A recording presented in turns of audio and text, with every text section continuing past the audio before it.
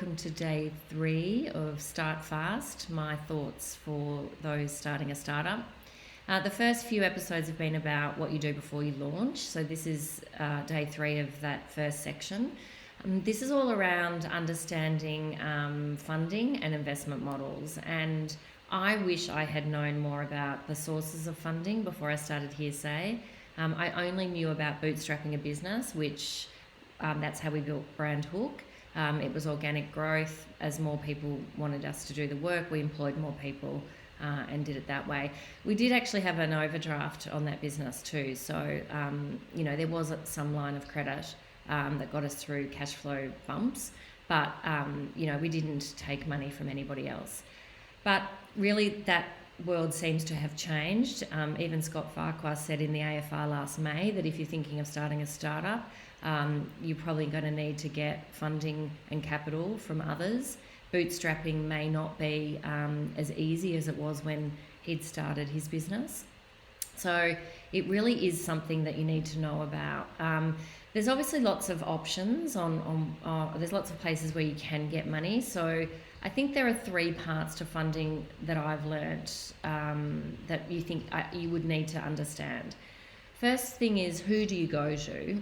So money comes from, bank loans, government grants, investor money. There are lots of different investor groups depending on the stage of your business. So there's, angels, people who want to invest in your business, family offices, there's incubators, there's VCs, there's crowdfunding options. So who do you go to and where do you go to get money is the first thing you need to understand. The second thing is, if you are taking money from someone else, how do you actually structure that deal? So is it money for straight equity? Is it a convertible note? And what are the shares if you are giving shares? Are they ordinary shares or preference shares? So within that second component, there's a whole lot of things you need to learn. And then the last one, which I have only just got my head around, is the process of raising. So how do you actually ask people for money? And it's not a natural thing for me to go out and ask people for money. It is a little bit of a game too. You need to get people excited about your business. You need to get people in, that everyone wants to know who else is in and who else is interested and who else is committed.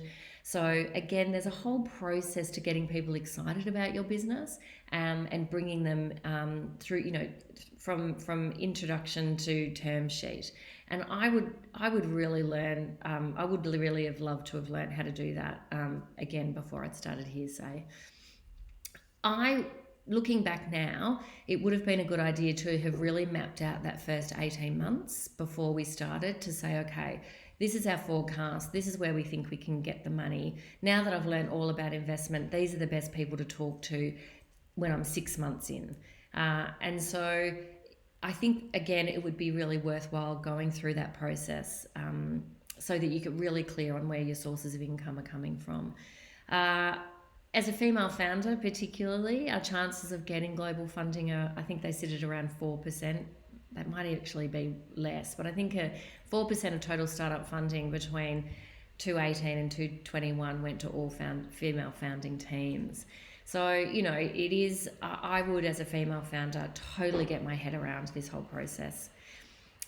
Scale Investors have just launched a new educated program, and there is stuff around investment. I would highly recommend booking into some of those sessions, and I'll stick a link into the post.